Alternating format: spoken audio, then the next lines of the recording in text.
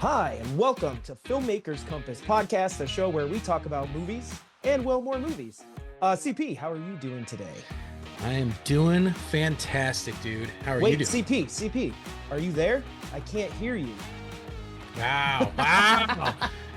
First of all, I'm getting smack from Weinzettel, and I'm getting smack from this guy. Actually, just to clear the record for everybody, this little technical problem, I'm actually blaming D-Man. Okay, I will not accept any D-Man slander. I mean, that's not slander, it's blame, dude. Because we got on to record, I'm like, yo, D-Man, I sound okay? This is a new mic. He's like, yeah, you're good. So blame him. For anybody that doesn't know what we're talking about, on last week's episode, there was a levels issue with a new microphone, and thus I sounded like a normal person, and CP sounded like he was whispering from mouse level. And he was like down on the deck trying to get my attention, and I just talked over him the whole time. Yeah, pretty much. That's what happens every episode, so nothing surprisingly new. But, and I hope, because we can't really tell as we're recording, because what you hear in your headphones is not what's actually being recorded. No. We tested the levels and it should be good. So hopefully you guys can hear both of us in the moment. Dude, Weinzel's just gonna like troll me again, and after the episode comes out, he'll be like, "Still can't hear you, CP. What gives, bro?" Well, on that note, let's jump into our shout outs, because first up is none other than Ryan Weinzettel. So he said, what's with CP's audio? I just turned it on and it's not on as point as D-Man's. Wow. Thank you, Ryan, for clarifying that. Apparently Weinzettel's team D-Man on this show. He's like, I can hear D-Man, but CP sounds so muted. All good. Wasn't sure if you were aware. You sound like a Michigan fan, Weinzettel. I know. I feel like, that was rude. And if any of you Michigan fans are listening to this podcast,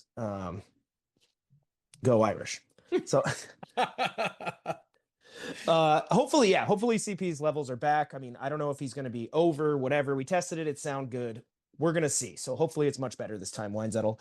Drucker jumped in and said, about time. My radio has been so quiet lately. So I'm excited that Drucker's excited. I'm excited Drucker's excited too. Yeah, he actually said that he literally has been on a podcast hiatus and that he's just been waiting for our return. So I'm super happy to be back, and I'm glad that Drucker is happy as well. Now, on that same note, Ivor jumped in and said, it is good to hear your voices again. So thank you, Ivor, and I'm glad you're excited too. We're pumped. And he continues on, I have not seen Superman yet, and I don't know how CP feels about that, but he said, I feel that this Superman was made with Gen Z in mind. Now, Ivor, I need a clarification. You said Gen Z. Are you referring to a generation of kids or General Zod? Just gotta know where you're going with that. So could be either one, but I think he's talking about Gen Z, the people that came after, what is it? Millennials. Well, because what's the other one? There's like Gen Alpha now. Yeah. I don't know. They're like, I'm a Gen Zer. My nephew's a Gen Alpha-er. We are not Gen Z. I didn't say you were. I said I'm a Gen Zer. Let us know your thoughts on that, Ivor. He does go on to say, I know the bowl cut on Guy Gardner looks funky, but that is pretty comic accurate. Now, CP, you had feelings about this. Do you like the bowl cut or not like it? I did not like the bowl cut. I actually liked it. I mean, I thought it was funny. They play it for jokes. I thought it kind of works. And it is comic accurate. So I'm going to agree with Ivor here. Sorry, CP. It's all right. And then he said, when I hear the name Guy Gardner, I also think of the bowl cut. So I'm like, that works for me. I mean, that's fine. I understand. You and Ivor just both love James Gunn. So, do your thing. Well, finally, then he asked, do you think the DC universe could introduce like the Spectre or Deadman, because James Gunn likes some of the more esoteric characters? And I actually think he's right on here. I think, we're going to get some, some of the less heavy hitters in the long run. I think you're right, too. I think that's part of the decision to. Yeah, he's already got Mr. Forward. Terrific and Hawk Girl. And I mean, I think we're going to get the full gambit of, the DC stable. And I think that'll be both for heroes and villains. I think we'll see people in smaller roles as villains, and they may not come up again, but that's cool too. It's kind of neat. Yeah. So Weinzettel jumped back in again, and he went ahead and asked us. He said, "I don't have." Well, he says, "I don't have Netflix, but I might pay for a month just to see Happy Gilmore, Legendary Film Part 2.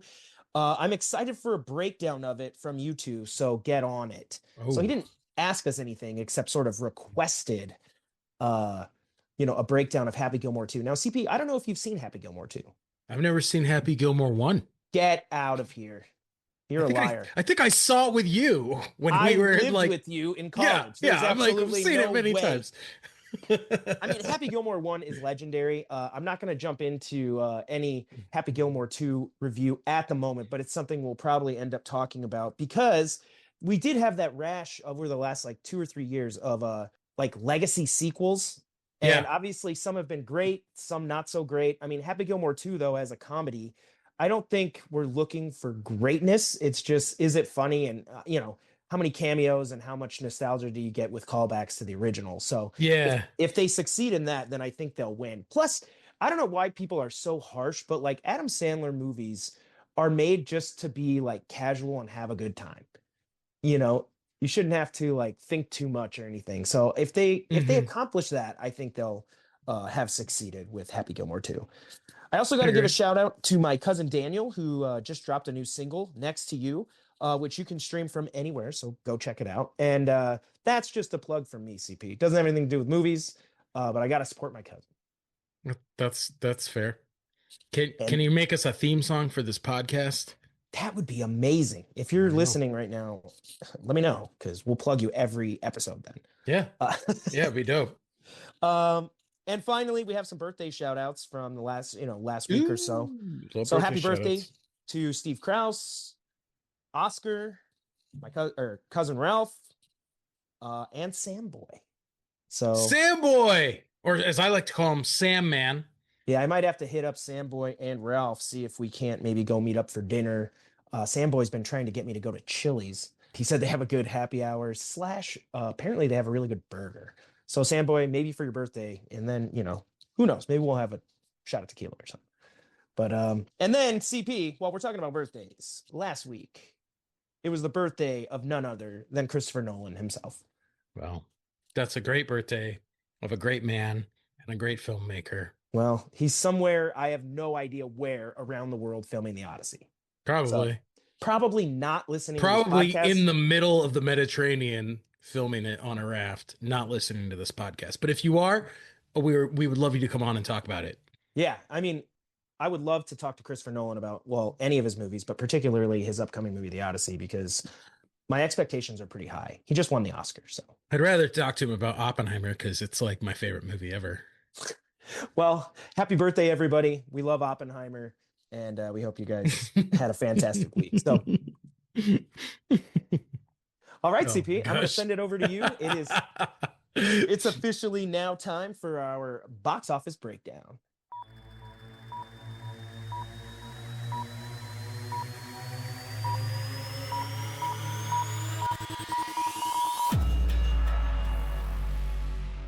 Box office breakdown. So we haven't really been to the movies. Well, I'm speaking for myself. I haven't been to the movies, so I don't actually know what one of these I've seen or you've seen. So interesting. Okay. Number 5 in the box office. It was number 3 last week. Jurassic World Rebirth. Still going strong, man. This movie's been out for a while. Those dinos got legs. That is the truth, my friend. Number 4 in the box office, number 2 last week, and that would be James Gunn's Superman. All right, got a little staying power. I know I've heard reports that internationally it's not performing as well as it is domestically, but kind of makes sense given some of the political atmosphere and maybe a little anti-American sentiment worldwide. So we know where we are. So far, Jurassic World Rebirth has made almost $800 million worldwide. Nuts. Worldwide and domestically, so total. Yeah. Superman has made about 550 million, but remember, it's been in theaters a month shorter than Jurassic World has. All right, let's hear number 3. Are you ready? Yes. This happens to be a movie that I know you were really pumped to see, and that is Naked Gun. I know. I'm actually going this week. I cannot wait. Are you serious? So pumped. Yeah, I'm so pumped. I mean, Weinzettel, I hate to throw this back at you, but I'm betting that Naked Gun is more funny than Happy Gilmore 2. That's just my expectation. So ironically, actually, I was at Comic-Con with my friend Lance, who actually worked on the Naked Gun movie, and he says that it's actually very funny. He was quite impressed with the final result. We'll see. So far, it's made about $30 million. Oh, that's awesome. Bring First weekend in comedies the back. theater. Did you see the trailer where they literally he like reminisces about the death of comedies and they just like literally have a trailer showing great moments from other comedies and he's like, "Oh my gosh, help us save comedies. Go see Naked Gun." No, I am not, but that sounds like a brilliant ad campaign. Yeah, it was fantastic. I was so impressed. And I'm like, "Man, if the movie has this type of like he literally so like right after he says all of that, he just farts and I was like, that is my type of humor." I heard it's like a movie where there's like so many jokes that it's hard to catch them all. Like they're just like boom, boom, boom, boom, boom, boom. I can't wait. I'm excited. Okay. So, All right. Number two, also brand new this past weekend, and that's The Bad Guys 2. ooh, interesting. I didn't know that they would debut that high. That's pretty impressive. Are you going to see that movie though? I actually really enjoyed The Bad Guys 1, and that has made $45 million so far. Hmm. Okay. Yeah, that's pretty good. Yeah. I'll probably check it out. I mean, I'm It's not, not in a rush to, but I'll see it at some point. I guarantee you it's not getting like comic book level or Nolan level, but production budgets. So $45 Yeah. million out the gate. I bet they're already approaching, Black somewhere. You're not gonna And it's a kids movie, and remember, Lilo and Stitch, How to Train Your Dragon, Smurfs are all still kind of hanging around as kids movies. Like they tend to do well in the box office. So let me take a guess at number one. yeah, why don't you go for it? The Fantastic Four First Steps. Yes, sir. And it has made $367 million, which not bad out the gate. Um, yeah, it's almost split between the international and domestically how it's performing in the box office. So my guess is this is going to be $800 million by the time it's done. I mean, if you're just predicting, do you think it catches Superman? I don't know if it does. I don't know if it does because I don't know that. Unfortunately, the other I don't know that the Fantastic Four has a lot of like a hardcore following in the box office in the same way as Superman is definitely a legacy franchise. Sure. Yeah. And I mean, the thing is, too, I heard reports, again, I don't have anything verified in front of me, but that there was a fairly significant drop off in the second weekend of its release, which I saw when compared to Superman. Superman actually performed better. And like you mentioned, it's still in the 4 spot, but week 2, Fantastic Four is still in the 1 spot. So depends. I mean, word of mouth. I know you mentioned, when we got into the box office breakdown, you haven't been in the movies. Have you seen Fantastic Four? I have not yet seen Fantastic Four. I actually went to see the movie Edgington instead of the Fantastic Four. So And was that fantastic? no, and it was not 4 either. It was actually super weird. Like Mm, okay. it felt like a Wes Anderson approach to like a political thriller. Are you recommending it? No, it was trippy. And there's Okay. like far You too were much kind of naked selling it. Joaquin Phoenix. And I'm like, I did not need all that nudity, bro. Yeah, you were kind of selling it, and I was like, are you telling people to go see it? I don't know. No, I was not. I was not by any means. I did see Fantastic Four. I'm going to save my thoughts because I think we're going to get into it and possibly, the future of what some of the MCU and the DCEU look like on a future episode of the podcast. But I will just say I enjoyed it. So no Perfect. review. Yeah, definitely liked it. But I don't know. I'd love to hear what the listeners thought of both Superman and Fantastic Four because this summer it was sort of the duel again of DC versus Marvel. Yeah. And I don't know if you know this, but I saw a statistic again. I'd have to verify it. Did you know that when DC and Marvel have gone head to head, DC has not won having the highest box office film of the year for a comic book movie since The Dark Knight in 2007? I totally believe that. That's nuts to me. Well, I mean, no offense, but a lot of the DC movies in the last decade have underperformed. I mean, I know that Batman versus Superman, I think grossed like $1 billion. And I Yeah, know okay. Aquaman wrote one grossed like 1.3 billion, but I think at that point It's like DC Avengers. got very smart and made sure that they were not releasing films that were going to compete with Marvel. Yeah, and I mean it's interesting too because I mean that's quite a hot streak for Marvel, and obviously the Snyderverse. We've talked about that before, and the stretch that we had there. But there were also some other movies like Shazam and different things. But it speaks volumes to here's Superman now, and Marvel released three films this year: Captain America: Brave New World, Thunderbolts, or the New Avengers, and now Fantastic Four: First Steps, and they may get bested by one DC film. So Mm-hmm. kind of Mm-hmm. exciting. The Yeah, rivalry is dude. back, baby. So For we'll sure. we'll talk about that at a later date, though. So that actually does it, I think, for the box office breakdown. So thank you, CP, for filling us in. And while we're talking a little bit about sort of pop culture, I wanted to dive into your adventures at Comic Con 2025. So Oh. yeah, let's hear a little bit like what was the overall vibe this year? You have fun and how did it compare to previous years? So I think the first thing is this Comic Con was really kind of different. Part of it being I didn't notice any major announcements Hmm. coming out of the typical players. And when you think about it, part of it was I noticed there was a lot more people spending time at the exhibits and on the floor. And I think that's just because the quote unquote, major attractions at Hall H weren't really there. I mean, the biggest news of the weekend was George Lucas finally making it to his first Comic Con. I did not get into the panel. People lined up Friday for that one, but that was it. And I mean that was slated for Sunday. So Maybe the slowest day, even, yeah, it was super weird. I mean, when you think about it, the big news that I saw coming out of Disney was they were talking about Tron Ares. yeah. And that was kind of like the sequel to an unsuccessful sequel to a cult classic. Yeah, I actually Not like that sequel, but yeah, I know it didn't I perform. did too, but it didn't perform super well. It doesn't have a massive pop culture following, so I thought that was weird. The same CP, way, yeah. can we acknowledge? So the first trailer for Tron Ares, I was kind of like, I don't really know what this is. Visually, like it looks cool. It's got the vibes of Tron, Nine Inch Nails soundtrack. I'm like, all right. I mean, I'm probably gonna go. But did you see the new trailer for Tron The Ares? one that was dropped at Comic-Con, yes, it's amazing. Yeah, it looks incredible, and now I'm totally on board. I can't wait for Tron Ares. I'm super excited for it now. Yeah, I am too. It looks like a lot of fun. I did watch some video from that panel.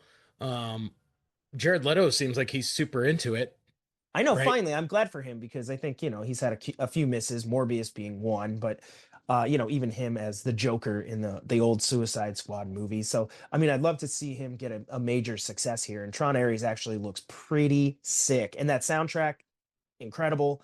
So I'm pretty amped for it. If you haven't seen the trailer, go check it out. It's just on YouTube, but it's good. Also, what a cool concept. I mean, in this world where now we're reckoning with AI in a truly, Yeah, seismic proportion. What a way to like bring Tron back and make it relevant. So I'm very psyched about that. pretty Uh, dope. the other panels though that I felt like were considered major panels was I don't know like Dexter and The Uh, Walking Dead and those seem like series that are if this was 2009 that would be super yeah, I breaking agree with news you. but it's kind of washed over at this point. So I that Yeah. was weird to me. Okay, yeah, I mean, I don't think I would go to either of those panels. I would probably go to Tron, and I would have been right to do so. Obviously, I would love to go see George Lucas. I've seen him once. I went to Star Wars Celebration 2005 in Indianapolis, and I camped out overnight outside the old RCA Dome Yep.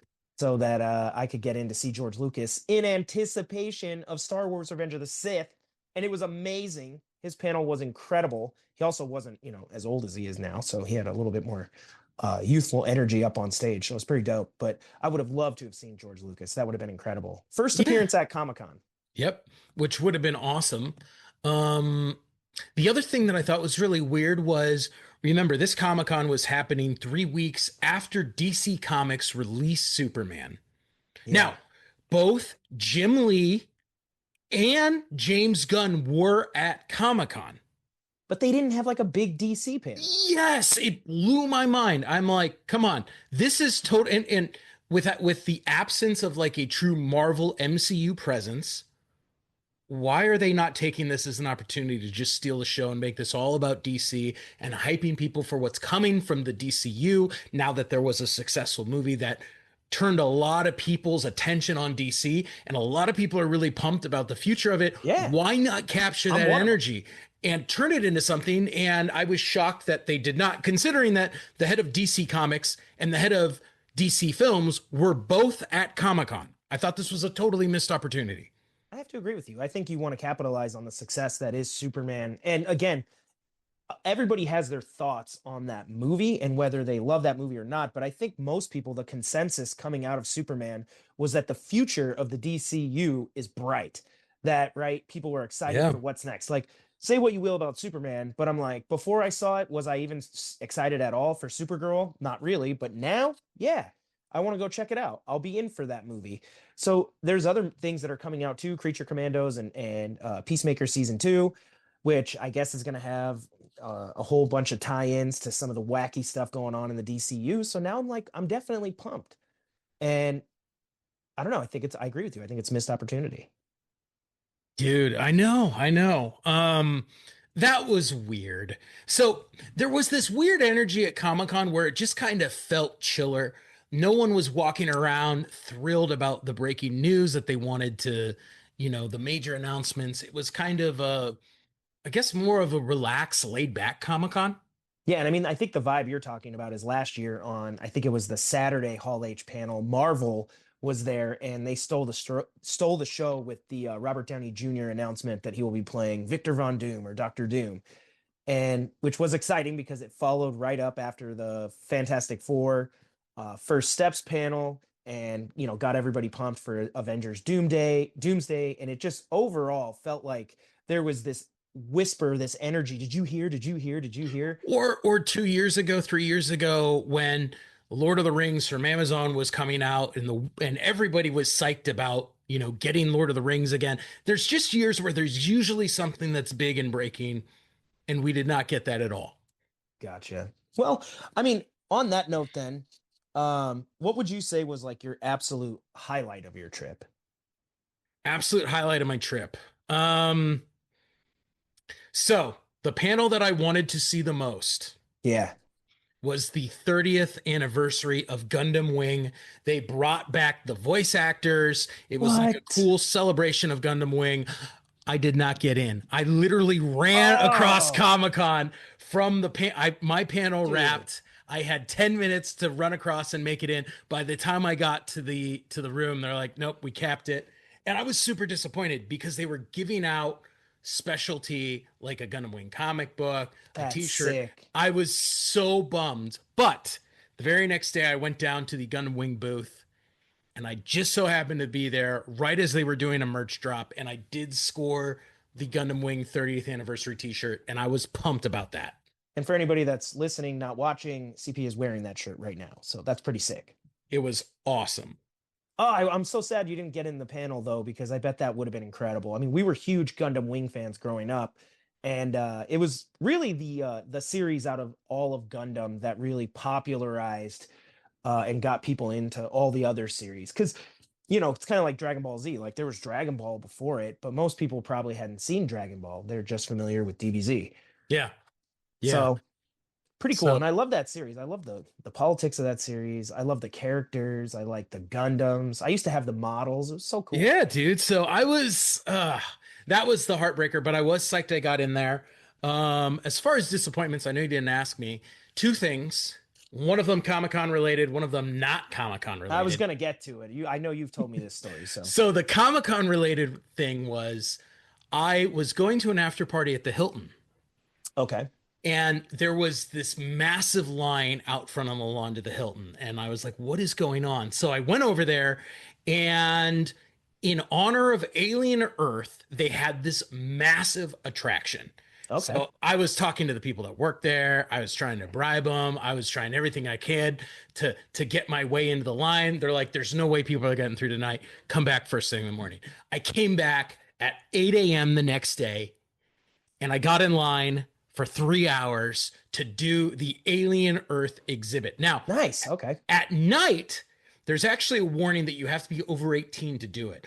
And I got the vibe that this thing was like a Not Scary Farm Like maze. maze, right? Yeah. Like I'm like, oh my gosh, like you hear all these sound effects coming in. It looked awesome. So I was really, really, really thrilled. I knew that they said that during the day it wasn't quite the intensity of the night one, but I still wanted to check it out. So 3 hours, went in and was totally disappointed. Oh, that's a bummer. Yeah, I hate when that You happens. literally walk through, you could take pictures with like spaceships. Finally, you get to the end and there's like a xenomorph statue, but I'm like, man, I thought this was going to be like take the Yeah, like an actual experience. experience. Yeah. And I mean, what a missed opportunity, FX Disney. Like, you should have had a couple people dressed up like xenomorphs and you should have had some, face huggers and things popping out because that could have been so freaking cool.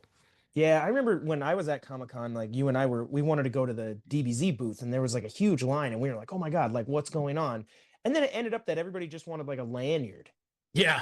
Yeah. And you're And then just we were like, kind of like, oh, I thought like something really cool was happening. You're like, and we got the lanyard, which was great, but it was just kind of like, I mean, people waited over, I think it was like an hour, hour and a half yeah. just to get in and get this lanyard. And I was like, oh, I don't know if I'd wait that And long we for went that. back like 2 days later and waited like 30 seconds. Yeah. And we just walked in. We're like, hey, you still got those lanyards? They're like, yeah, they're right here. Yeah, dude. So that was kind of, I thought that was super disappointing. Well, okay. Let's hear a little bit about your non Comic Con. Well, it's still related, it's adjacent, but let's hear All what right. happened. Well, so obviously I was going to Comic Con in a professional capacity. So I had a bunch of people coming into town. So to make it easy for everyone, I rented an Airbnb. Now, Hmm. you've been to Comic Con with me, Yeah. and you know it is. It's a long day. It's getting there. It's panels, it's portfolio reviews, it's doing fun Comic Con stuff. But most of the professional stuff happens at 7 o'clock. Right. At When night. the convention center closes, that's where the after parties are. That's where the exclusive events are. That's where you have to be as a pro. So I was like, to get my whole team here, I'm getting an Airbnb. I'm getting one that's only 7 minutes from the convention center. Dope. I was like, this is awesome. It has 6 bedrooms. People can crash there if they need to. We have a base camp for when we have to refill our merch.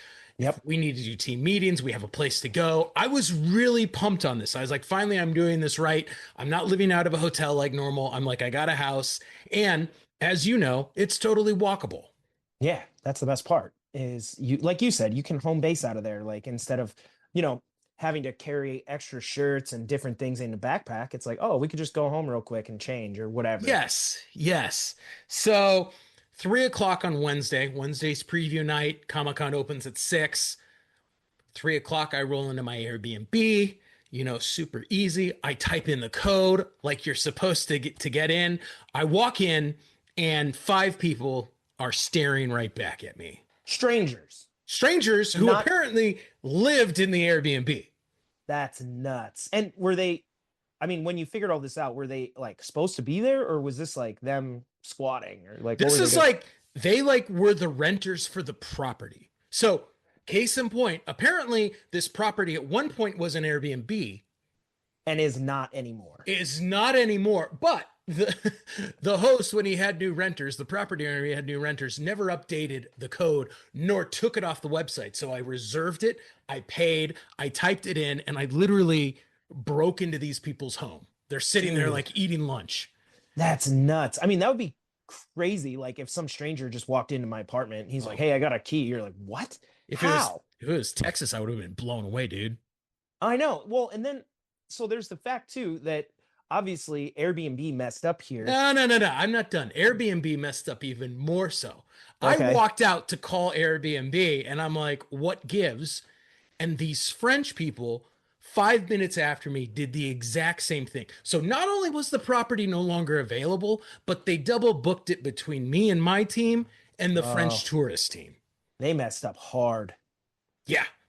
That So, sucks. Because, well, okay, here's the thing. This is what I'm thinking. Immediately, I'm going to obviously, it's like I want a refund, but you're going to Comic Con. So you're like, honestly, I want you to make this right. Like, I want you to get me a property that's within 7 minutes and walking distance of the convention center so that me and my team can enjoy the benefits that we booked with you guys. My guess is it's Comic-Con weekend, that Yes. there's probably not much available. This is the busiest travel weekend in San Diego. Obviously, they give me the refund, which they should. I didn't get the Of property that course, they yeah. rented, but I was like, guys, I need something. I have a bunch of people coming into town. Where am I supposed to put them? This is the day of Comic-Con. And they're like, don't worry. We'll find you a comparable property and we'll cover the Okay. difference. So I'm like, Well, I okay, mean, fair that's enough. good. Yeah, that's good. Okay. So Airbnb calls me back 15 minutes and they have 3 listings that they find comparable. Now, remember, this is for 8 people. So the Uh-huh. first thing is each of these listings is 1 bedroom, 1 bath. That Not doesn't even make sense. Yeah. comparable. Yeah, that won't work, even if it's like 2 minutes. You're like, it's just not gonna work. Yeah. Now, the bigger thing is this. The first one they give me was in the city of Imperial. Now, Like the desert? yes, if you're not from Southern California, and we actually had a friend in college who was from close to the city of Imperial, Yeah. it's like a good 2-ish hours from San Diego. In fact, it's about half an hour from Yuma, Arizona. So it is not in the San Diego metropolitan area by any means. And Damn, it's like that's a good nuts. 112 degrees this time of year. Well, and the other thing too is like, I mean, the whole point was the proximity. So 7 minutes, you're like, I mean, yeah, obviously you could get me an Airbnb in LA. The point is, I don't want to drive 2 hours to come down to Comic-Con. Exactly. Now, the other 2 listings, and this is where Airbnb really came through for us. Tijuana, Mexico. So not only does Did everybody everyone bring their passports? if you have a passport and you brought your passport, I don't think they also seem to grip the reality of crossing the international border, but there's times where that's an 8-hour transit. So Yeah, that's not nuts. exactly practical. Wow, that's crazy because, yeah, I'm thinking like, obviously you're going to have to commute via car. That's the only way to get to San Diego. And yeah, you have to sit at the border crossing and just wait for like whoever to do their inspections. And that's, I mean, beyond your control. There's nothing to be done there. Well, the crazy thing is I had a friend and she was in a similar situation and she actually took the Tijuana option, which I was shocked. Her and her husband went down and she said, yeah, literally most days it took her 6.5 hours to Nah, get from that ain't, Tijuana to, that's not even worth it. yeah, right. Isn't that insane, dude? I mean, I don't know who's doing that for work, but that sounds insane at any given time. I mean, other than simply just like coming back from vacation, where it's like, fine, fine. I guess I gotta wait. Yeah, no way, dude. No Oh, sorry, freaking man. way. I mean, that's just a horrible disaster. So, I mean, on that note, what was the resolution? Like, I mean, are you just driving from home then? Like, Yeah, I just had to do the commuting. I mean, a couple of my team, I managed to get them crashed at other people's places, but yeah, it really sucked. Our Airbnb totally let us down. We lost out on a ton of time and convenience and productivity just because, you know. well, and what's nuts too is, I mean, I feel like you historically, because we've gone together, you tend to book hotel rooms and even extra like a safety just in case anything falls through. So, Yeah, I well, mean, I had 2 extra hotel rooms booked. that's what I Can't knew. I I knew you canceled would. them both on Tuesday because that was the last time too, and I was like, no issues. Everything seems good with the Airbnb. I've checked with the host. Looks like we're good to go. Cancel, and literally 8 hours later is when I get the bomb from Airbnb that it's not going to work out. Yeah, because that's the thing. I was like, every time you had like a backup, you're like, okay, I got us a room, but like if anything is wrong with it or whatever, we have this one just in case. And which makes sense because Comic-Con is like such an insane weekend in San Diego. So sorry, man. That sucks that that happened. Um, it doesn't sound like there was much of a resolution other than just getting a refund. But I mean, I'm glad you were still able to make Comic-Con and had a good time. And on that note, like we'll just end the Comic-Con conversation with, I mean, did you see any cool like cosplay or run into anybody at all? Did you run into Liam Neeson? I ran into a couple cool people, mostly on the comic book side. One of the people I was most excited to meet was Gus Vasquez, who is a big Marvel artist. And it was cool to finally meet him in person. He did a sketch cover for us, so that was awesome. Nice. Saw some friends of ours that we've not seen in forever. Listener of the show, our friend Danielle, saw my Hey, friend Danielle. Shout out Danielle. Denise from college, a lot of Denise. people from back in the day. So that was a lot of fun. Saw some amazing cosplay. My very favorite was a Galactus cosplay Dude. where someone was on stilts. I will post some stories showing my highlights from Comic Con just so the listeners can get into what I saw. But yeah, it was pretty impressive. I saw that Galactus, and I mean it's right on the money because not only is like Galactus a fan favorite of comic book people, but it's a cosplay that you don't see a lot of. Mm-hmm. And then we have Fantastic Four First Steps dropping literally like that weekend or whatever. So I mean, it was just right on the money, and that cosplay took over social media. It started showing up on TikTok and Instagram Reels, Mm-hmm. YouTube, because everybody was like, "Whoa!" And then it like lit up. The guy was on stilts, so unlike just sort of dressing up like Galactus, he literally had the size You had this to. giant Galactus walking through the floor, and it was insane, dude. And I'm not gonna lie, even though the guy's on stilts, the way he was walking was very Galactus, Yeah, right? it He was wasn't like crazy. it felt like a giant sort of taking a slow step every time. You're like, dude, that's exactly how Galactus would walk. Yeah, yeah, it was insane, dude. It looked cool. I mean, I even saw a video where like the person actually hops up on the stilts and they like put each piece of the cosplay on. Yeah, And it wasn't as complicated, at least to get it on, as I thought it might be. But I mean, being able to actually build it all and make it work and look awesome, I bet took a lot. So it was really neat. yeah, dude. It was very cool. That was my favorite. Dope. Well, CP, I'm glad, despite your Airbnb troubles, you had a great time at Comic Con. I wish, obviously, I had had a chance to join you again for a third year, but maybe in the future we'll be able to do that again. Yeah, dude. But I hope so, man. while we're talking about movies, of course, we got to talk about one of the biggest movies of not only this summer, but this year. And that is actually Jurassic World. F1.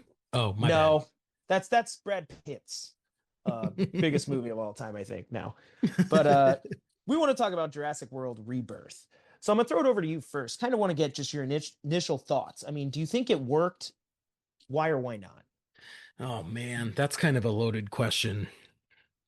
I'm gonna say yes and no. Yes, it was a movie about dinosaurs, and at the end of the day, I think that's what people are going to see. It did not work for me because unfortunately, the there is such discrepancy between the Jurassic Park slash Jurassic World franchise.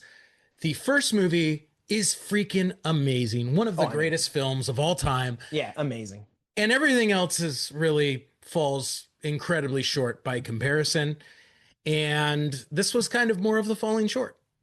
Yeah, I'm gonna say, like, I'm gonna go out on a limb here and say I thought it worked because basically, if you've seen any of the Jurassic World movies, or for that matter, you mentioned any of the sequels to the original Jurassic Park, you sort of knew what you were getting, and it does deliver that.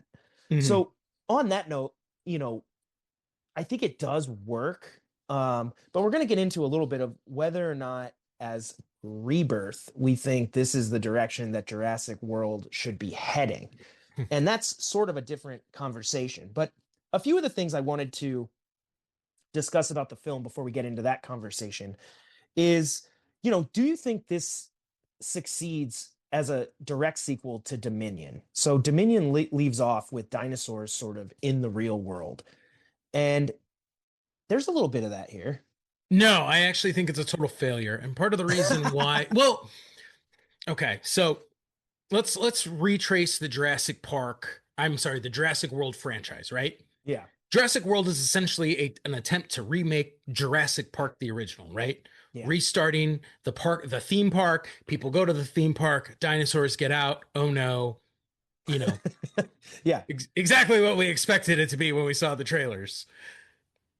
Then we get Jurassic Park Fallen Kingdom, which I thought was an interesting step for the franchise because now we're taking the dinosaurs off the island, which is about to be destroyed by a volcano, and moving them to regular world, right? The Yeah, they dinosaurs get they go to the house, they get out of the house, then we find out little dinosaurs are horror overrunning flavor. everything. Yeah, yeah, Yeah. yeah, yeah. Which was an interesting, a different look at things. And then we get Dominion. And what does Dominion do? They're like, well, we're going to have evil Steve Jobs, or I guess more likely evil Tim Cook, taking Yeah. all the dinosaurs to the dinosaur sanctuary up in the mountains, which is again essentially an island. Right. Reminiscent of the first movie. Yeah. And we're fighting this whole thing of like black market dinosaur trafficking and um Locusts. but what's cool I thought about Dominion was I actually love at the beginning how we see some of this element of dinosaurs mixing with the real world. Yeah. Remember there's that like scene in the beginning with like the loggers, construction guys running Oh into yeah, yeah, the yeah. Brachiosaurus is walking through. And so there's an element of that which is I How thought a would that very really work? Yeah. yeah, yeah, kind of an interesting, this is true Jurassic World, dinosaurs all over the world. And then what happens? This movie starts and essentially they nerf that entire history. Oh no, all the dinosaurs are dying off real quickly. The only place they're surviving is this island. And I thought that was dumb and disrespectful to the What they'd direction set up. Yeah. that they were building to. Sure. And Rebirth just doesn't really follow up with that. And we can actually, spoiler alert, but like the movie literally picks up where they're sort of positioning the dinosaurs as dying due to like climate change, right? Yeah, yeah, yeah. Or like not climate change, but like the climate. Like basically the dinosaurs can only live in this very specific area near the equator, which again just essentially sort of moves the dinosaurs back to an island and out of most of the human worlds, or at least for that matter the places we've explored, which are like North America and Europe. But yeah, Yeah. essentially like, hey, we got to figure out an excuse to get the dinosaurs back to the island. And they have like a scene at the beginning of the movie where like they're driving through a major metropolitan area. I don't know what city it was, I maybe think New it's supposed York. to be New York, yeah. Yeah, but there's like a dinosaur that's like dying on the side of a freeway or something, and they're kind of like, nope. But I thought where they missed the mark, and you'd mentioned this to me in pre-production, but they sort of say that like the public's interest in dinosaurs is waning, right? Yeah, And yeah. which was a little bit ironic for two reasons. One, because I felt that paralleled NASA, and sort of after we landed on the moon, there was this, waning in interest in future space missions and, sort of continuing the different programs that were in place. And then thus funding disappeared. And then you think about the commentary of that, where they're like, people's interest in dinosaurs is waning while they're making a dinosaur movie. Yes, yes. I was like, that's probably not the message you want to be putting out into the universal, right? Yeah.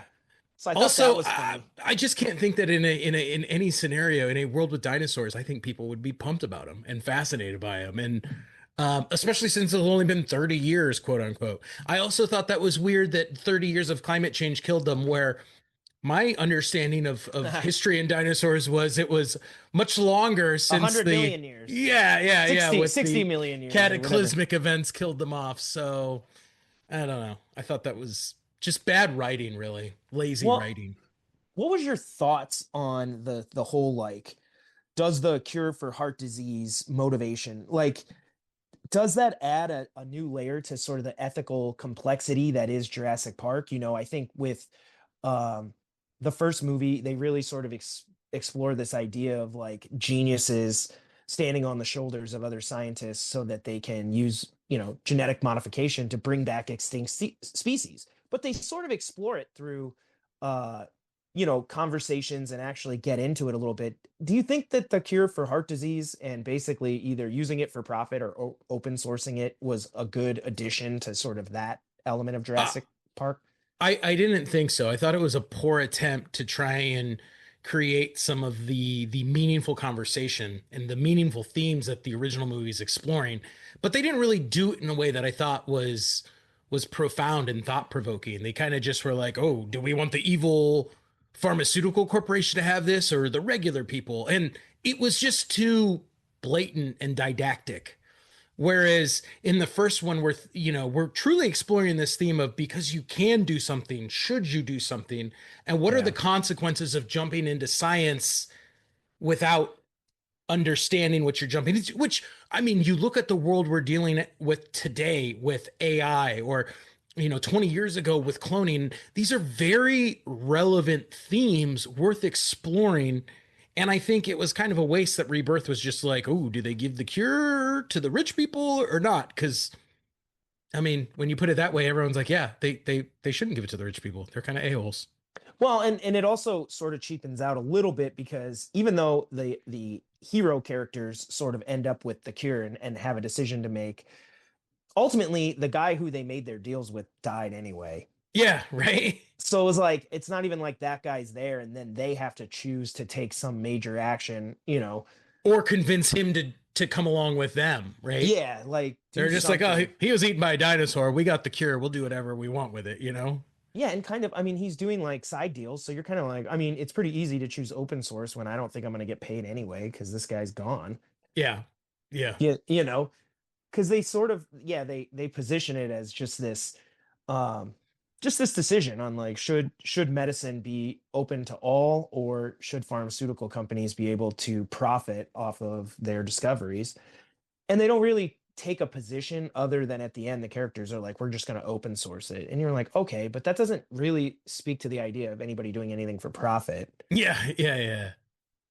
Yeah. And that's not to say that like the funding got all of them there and is going to allow them to open source it. So Yeah. it doesn't mean pharmaceutical companies evil simply because you're going to make a profit. Yeah.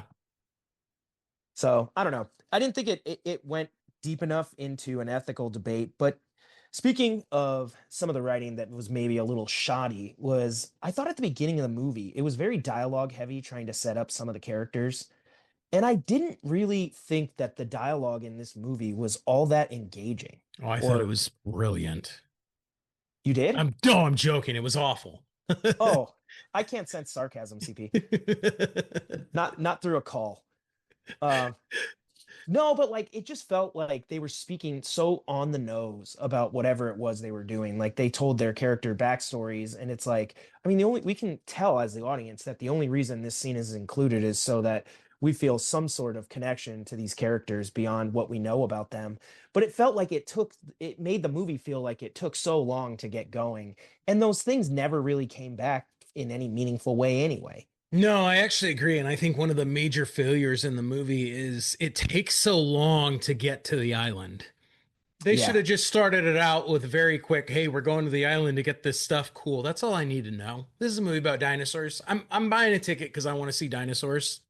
Well, and like unless these characters are really going to be on some sort of character arc, I think the problem is that it's just they're literally the majority of the time they're there on the island. It's trying to get the blood for the cure, but that the characters aren't really going on much of an arc or, a A personal personal journey journey. Yeah. that's reflective of the backstories, right? It just sort of is like, oh, this guy, he lost his kid, and you're like, oh my God, I feel so bad for him. And then later, like when one of the kids is in trouble, he's like, I'll sacrifice myself. And you're like, I mean, I guess, but Well, and the other element is fine. this is we already understand that there's dinosaurs in the world. The characters understand it and the audience understands it. So why do we need to build to this? We should just start on the island Yeah. getting into it because this isn't Jurassic Park 1 where we have to convince the audience that we can create dinosaurs in this world and, Yeah. bring about these characters who are discovering it with us. Like I just thought it took way too long to get into it. Yeah, and then I think the dialogue, it's just too on the nose for me. I think when you have dialogue, you either want it to be fun or playful, Hmm. and you want there to be tension, I think, with the characters. Like either they don't trust each other or there's something. I think even in this movie, like some of the best places, were where somebody didn't trust somebody, like, particularly the guy who's there to, boost Yeah. pharmaceutical company profits. Yeah. And I always like to say, like, you look at a show like Succession, or even you look at the movie Oppenheimer, and where you find good dialogue is where people often aren't actually talking about what they're talking about. Yep. You know, there's a scene in Oppenheimer where I think Kitty asks Oppenheimer about, I don't know, just science. And he's sort of explaining how molecules like mix. But if you actually listen to what they're saying, they're talking about sex. Yeah. They're Yeah. attracted to each other Yep. and they're not really talking about what they're talking about. And Yep. so it becomes fun because as the listener, you're picking up nonverbal cues, verbal cues, like it keeps your attention because it's engaging. Or for that matter, I said, the show Succession. I think one of the reasons this show, where people basically just talk to each other the entire time, is so interesting is because when you get these characters in a room together, none of them trust each other. Yep. So none of them is really revealing all their cards at any given time. They're always sort of speaking around what they really want. Even if they speak on the nose, it's for a power play or, you know, Yeah. so I don't know, or even like playful dialogue. You and I have talked about this. Like a great line of dialogue is from The Empire Strikes Back. Oh yeah, that no, totally, totally. Where Darth Vader chimes in and he's like, "Don't fail me again, Admiral." And then the music plays and he walks away and the Admiral gulps and he's sort of like, "Oh my God." But what he's really saying is like, if you fail me again, I will murder you just like that guy. Yeah. Yeah, yeah. But it's playful because he doesn't just say that like, if you screw up again, if you screw up, I'll kill you. Because that's not fun. Yeah. Right? Yeah. It's this, don't fail me again, Admiral. And then in the audience, you're like, oh, he better not mess up. Oh my God. Like, yeah, yeah, yeah. It's fun. And so I don't know, you always gotta find ways to either keep certain elements of those examples in play when you're doing dialogue. Otherwise, it just becomes exposition, right? You're telling, not showing, or it just feels long. Like I said, it just felt like it took a long time. We're like, hey, dude, we came to this movie to see dinosaurs. Are there going to be dinosaurs on your dinosaur tour? Yes. I felt like Ian Malcolm. I'm like, let's go. Let's go. Yeah, let's go. no, dude, for sure, for sure. So, and then something else that came to mind was all these movies, particularly Jurassic World, which feels like a little bit of either a reboot or even a remake of Jurassic Park. They all sort of allude to things from that original movie. And one of the scenes that just struck me as so like it's so hard to replicate is in Jurassic World Rebirth. There's this scene where they walk into these fields and they do have to get blood for the cure for the heart disease from one of these dinosaurs, but they're struck with awe, right? When the dinosaurs stand up. And then of course they play John Williams' sweeping score in that moment, for a little adrenaline shot of nostalgia. But the thing was, well, two things. One, these dinosaurs stand up out of what appears to be just like oh weeds my gosh, I hate this scene so much. Yeah, that are no taller. Like the humans are walking through these same weeds and they're taller than them. And then these dinosaurs, like literally brachiosauruses or whatever it is, stand up. But like when they first got there, they're all hidden. I was like, that seems insane. So stupid. Yeah. From a blocking standpoint. But to me, by trying to sort of recreate that scene from Jurassic Park, the original, where they stop the Jeep and Alan Grant gets out and turns her head and literally it's like the sweeping music, but like you're literally in awe. I think it's hard to replicate those moments because when you really think about that moment in Jurassic Park, there is a sense of awe from the characters. Like they are really wowed, right? So within the context of the film, this awe works. It's inspiring to see that these are people who are paleontologists and have studied dinosaurs their whole lives. And they're like, oh my God, it's a dinosaur, right? Two, special effects had never been so good. True. So this is the introduction of like, I guess, organic CGI, right? We've seen the Metal Man in Terminator 2, and we saw the water, an element effect in, what's the movie? I can't think of it. Oh, The Abyss. The Abyss. Yeah. So like there'd been digital effects. I think even like young Sherlock Holmes had like a stained glass window come to life, but like we hadn't really seen like major organic characters brought to life using digital tools. Yeah. So here, the audience is in complete awe because if you really think about it, up to that point, what has anybody ever seen of a dinosaur on video? Crappy claymation or like cartoons, like stop-go motion, like cartoons. So like also from a special effects standpoint, like I think the audience is like, oh my God. And they haven't even gotten to the best parts yet at this time. But then that third element, which you just mentioned, is like for most people, I don't think they've ever seen a live action dinosaur. They've just never seen it. So Yeah. just like the characters, we're just in total awe.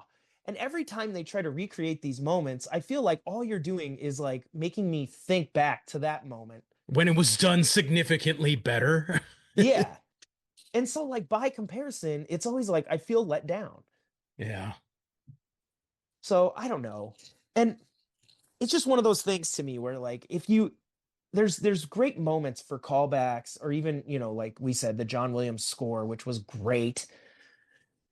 But at the same time, like, I don't know, I wouldn't try to recreate anything. You got to try to do new things. You can't keep going back to the well. So on that note, I kind of wanted to ask you then, what do you think Jurassic World as a franchise can do going forward? Well, can we talk about the other major failure of this franchise? Sure, let's hear it. I feel like since the introduction of Jurassic World, the heads at Universal seem to think that dinosaurs alone are not interesting enough or scary enough. We need to keep doing mutant, smart, hybrid dinosaurs, which, quite frankly, in this movie, either take the form of mutant chickens or rancors. Yeah, like that one looks like a Rancor. And I mean, the thing is to that end, at that point, you're like, we're no longer actually watching dinosaurs. It's just monsters. It's just a monster movie. Yeah. Yeah. So you're like, I mean, it could be anything then. Like it doesn't need to be dinosaurs. Like that's, I think part of the charm of what makes the Jurassic World movies work overall is that they really are supposed to be dinosaurs. What if humans were in that space? Yeah. Yeah. So, yeah, I mean, they keep having like the raptors that are smart, or, in this case, it's like genetic mutation. And I understand genetic mutation is a part of Jurassic Park at its core, but it's also like it was originally in pursuit of perfection. And now you're kind of like, what are you even making these monsters for? Like, why would you even do this? Yeah, I don't know. That's the thing that really bothers me so much because I guess to your point, they're looking at this franchise and saying the only way we can keep topping this is by making more over the top, intense, smart dinosaurs. And I don't think that's the way to go. Yeah, I mean, it's one of those things where like I think Jurassic World, the original, does a little bit of a better job. Like they sort of position the genetic mutation as a new attraction for their park. But Yeah. like in this case, you're like, there is no park. So like Yeah. what are you even doing this for? Yeah. Like it Yeah. kind of doesn't make any sense. And I don't know. I do think that's an issue. But to the extent that Universal is pumping out more Jurassic World movies, as you mentioned in the box office breakdown, these movies are making a lot of money. Well, they're making a lot of money because people want to see dinosaurs. But my point is, I think I think they can step away from what is this theme park island with dinosaurs about, and let's really explore what Jurassic World's about. And so for me, like I would love to see something along the lines of, you know, give us a movie about instead of Chris Pratt babysitting his clone child that he got in Jurassic Park Dominion or Yeah. Kingdom, let's instead go see the movie where Chris Pratt is a dinosaur wrangler trying to hunt down the dinosaurs that are running through Manhattan. Like I would much rather see that. I think now that we have established this world in which dinosaurs are a fixed part of this universe, let's genre swap it. Yeah, I'm kind of with you. I would like to see like an example would be like, remember Alien? It's Yes. like horror sci-fi. Yes. Yes. But then James Cameron comes and makes Alien, which is like total 80s action sci-fi, where he's like, Mhm. we're not just going to remake the first one. Like, we're going to genre swap it and we're going to go a totally different direction, but an awesome one where it's like, oh, this is really fun. Yeah, And let's see the commando unit hunting down the dinosaurs. That'd be amazing. yeah, you could like do that here. Or even to that extent, there's different things you could do. Like, I would be down, honestly, like if they were able to do it successfully, like you could do like a young John Hammond biopic where you explore how like he brought about the first park. Yeah. Could be Yeah. interesting, but like a different genre where it's like it's not a monster movie. This is about somebody trying to realize a dream, Yeah. and him going through the ethics and finding out how to make that happen. I would love to see maybe like a heist film. where instead of just simply, right, they're going into the jungle and just collecting blood, like maybe there's something in a bunker on an island. It's like you got to go steal this stuff. Dude, how perfect would this movie have been for a heist film genre? It's Yeah, essentially the same premise. We spend the first third of the movie, like in any good heist movie, them planning out how they're going to execute it. Then they start doing it. exactly. It goes wrong. And now it's bad, but with dinosaurs too. Would have been so much better than what we got. Right. Yeah. You basically lay out the layers of getting in and out. You think a great example of this twist of genre was probably Inception, Yeah. where True. they say, like, here's the layers. This is what we'll have to do at each layer. There's going to be a kick. And then if we can get down there, we can do this. So you just lay that out and then you have the characters try to execute on that. You basically just do Inception for Jurassic Park. Dude, but it would have been amazing. I mean, I would also like, I think you could also do something fun like a coming of age genre piece. Like imagine Goonies with the Mhm. dinosaurs. Like I mean, this is dinosaurs and kids. I think that it's totally ripe to create some kind of story where kids are trying to sneak in to get a glimpse at a dinosaur. Or even like if you're just genre swapping, like you could still have people on an island, but instead of like Jurassic Park, you make it a found footage Right? style movie where it's like it just has a different twist. Like I'd love to see them do some different stuff. I don't know. Or do a Hunger Games or something like that Like where imagine, yeah, Hunger Games. You're like, there's this dinosaur island, and there's going to be a big prize, and you throw 100 people on there, and it's like everybody's going to get eaten. You're like, this is dope. or what's the Jason Statham like death race with the criminals? Yeah, even Do a Running Man's yeah, coming up. something with dinosaurs, like survive the dinosaur island and get paroled. Like you could do so much cool stuff in a world that you've established with dinosaurs. Yeah, I think they're just. But here's the caveat. Here's the catch: is they made Jurassic World Rebirth, and I think honestly, I'm guessing it's if not the highest grossing movie of the year so far, it's going to end up one of them. Oh yeah, And totally. so it's like they have a license to print money, just putting out basically what we said. Did this movie work or not? And we both kind of acknowledge that, like, if you want to go see dinosaurs on an island eat people, it does work. So, like, it's like they're just like, you know what?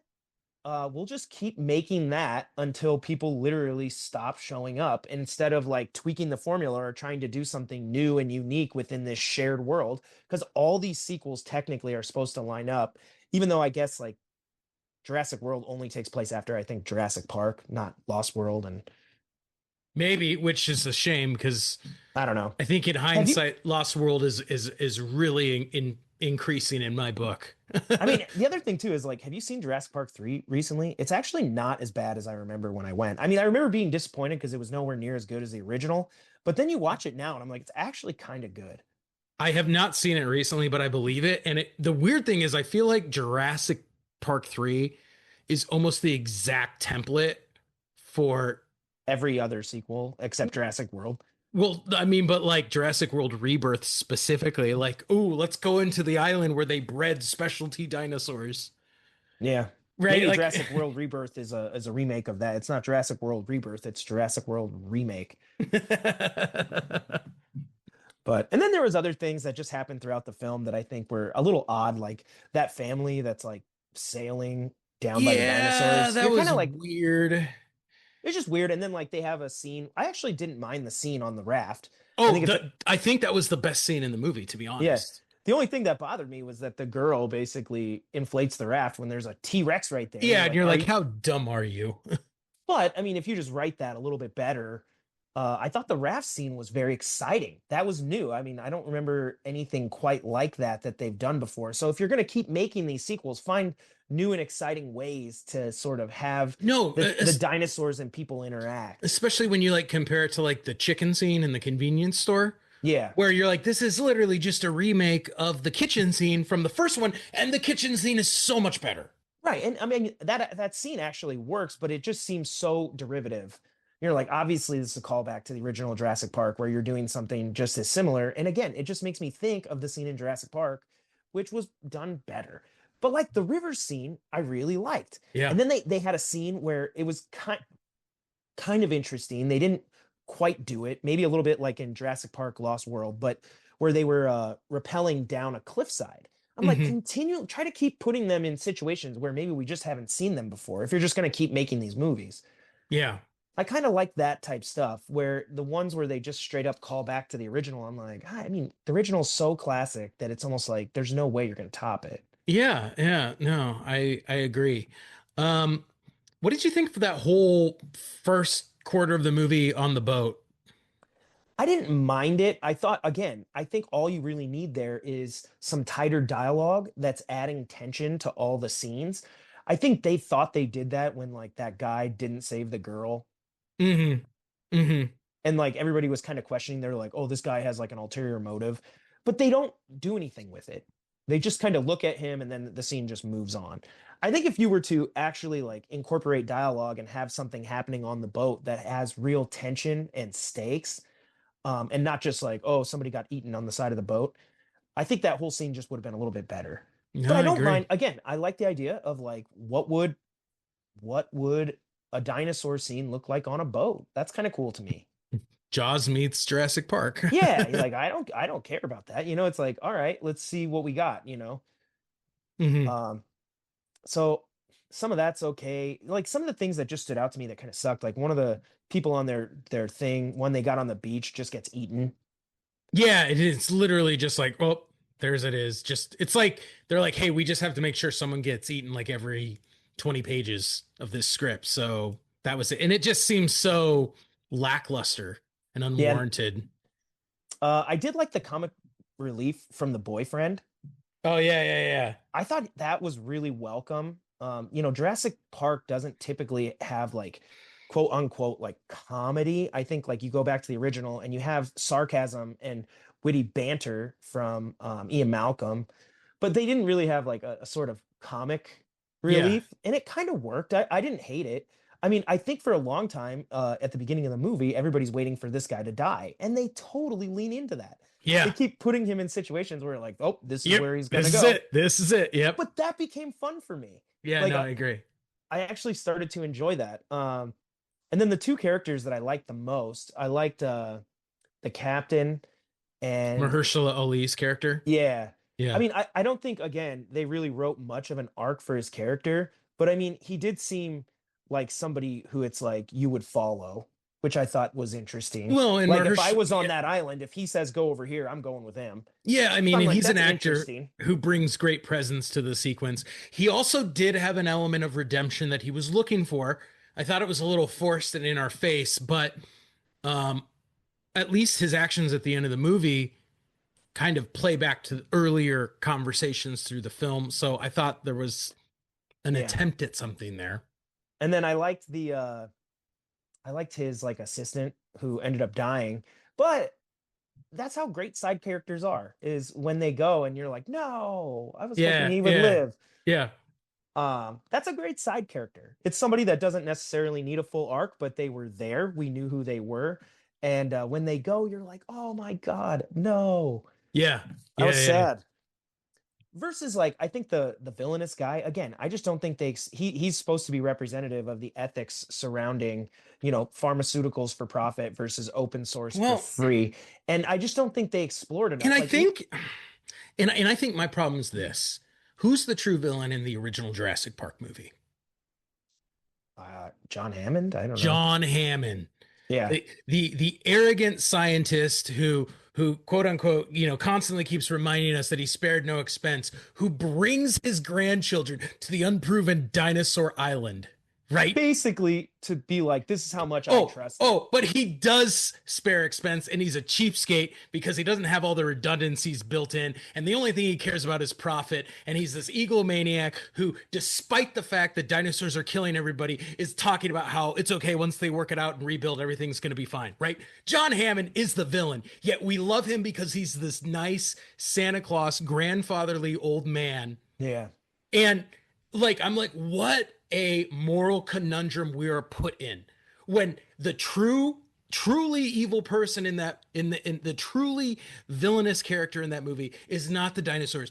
It's the megalomaniac who created them, who doesn't seem like a bad guy. Well, he doesn't see himself as a villain. He sees himself as a hero. And And in in many ways, we're like, we kind of want you to succeed because it'd be cool to live in a world with dinosaurs. Yeah, and in this one we get like evil pharma bro who is a douchebag from the beginning, trying to kill teenage girls, trying to screw everybody over, and you're just like, yeah, he's the bad guy. Well, We and got it. they kind of make the crux of his character fall on that moment where basically the girl's falling off the boat when it's being attacked and he doesn't do anything. He just is kind of Yeah. like, "Oh." Yep. But I don't think, obviously there's an implication there that like this girl was maybe going to call the authorities, which he didn't want her to do. So he's like, "Oh, it'd be better for me if she just disappeared." But also like, I don't know, it just didn't really like hit home to match up with the ethical stuff for me. No, I agree, dude. I And so totally him as agree. the villain, like really it feels like, I mean, she could have just been a threat in any given way and he could have just been like, "Whatever, I'll let you go." But really, is he just a selfish guy who's not going to risk his life for someone? Maybe, I don't know if that has anything to do with like her calling the authorities or money. He might have been like, "I don't even know this bitch. See ya." Yeah, right. Like Like, I mean, when we don't know his motivation. well, like, and when you compare it to the lawyer in, Gennaro in the first one, right? Yeah. He He left kind of is like, he's like, screw you kids, I'm gonna take care of myself. But he's not necessarily portrayed as evil. He's just like selfish, right? Yeah. And so this guy, I'm like, dude, I mean, yes, are heroes the people who dive in and save? Sure. But does that mean that everybody that's like, I froze is like a total piece of shit villain? It's like, Yeah, no, you could explore that and guilt and yeah, different things, but they don't go that route. They just sort of have him be like, whatever. And then when she accuses him of it, when they all meet up again, he just denies it. yeah. Bad writing. That's what I got to choke it up to. So yeah, it was just one of those things where I was like, I don't know. I think he could have been reworked in a way that really might have made that whole ethical conundrum much more interesting Yeah, would than agree. just money versus no money. Yeah, no, I agree.